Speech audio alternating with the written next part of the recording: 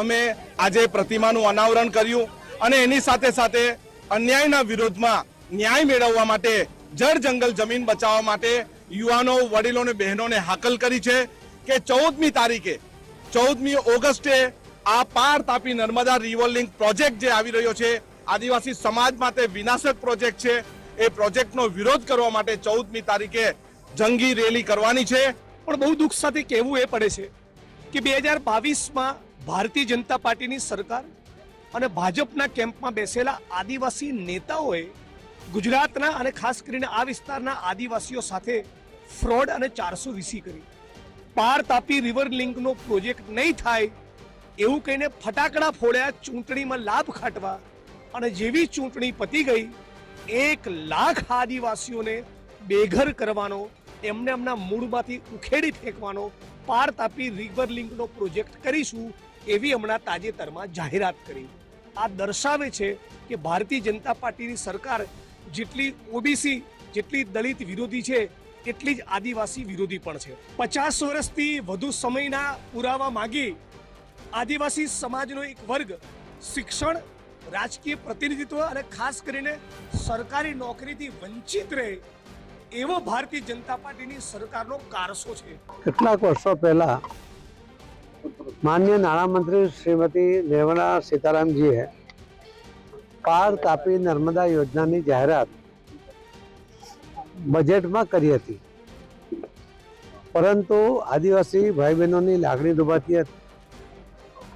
અને એમને આ પ્રોજેક્ટ નહીં કરવા માટેની એમની માંગણીઓ પણ હતી। એને માન આપીને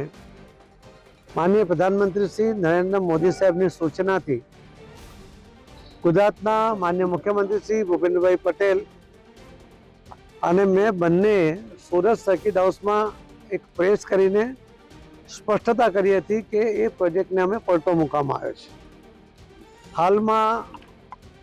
ગુજરાતના એમએલએ શ્રી તુષારભાઈ ચૌધરી એમણે એક નિવેદન કર્યું છે કે પાર તાપી નર્મદા યોજના ફરી શરૂ કરવામાં આવી છે,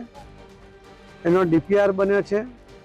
ને ડીપીઆર લોકસભામાં રજૂ કરવામાં આવ્યો છે। મારે માનનીય તુષારભાઈ ચૌધરીને પૂછવું છે કે આપ તો લોકસભામાં રાજ્ય કક્ષાના મંત્રી પણ રહ્યા છો, લોકસભાના સભ્ય પણ રહ્યા છો, એમને ખબર હોવી જોઈએ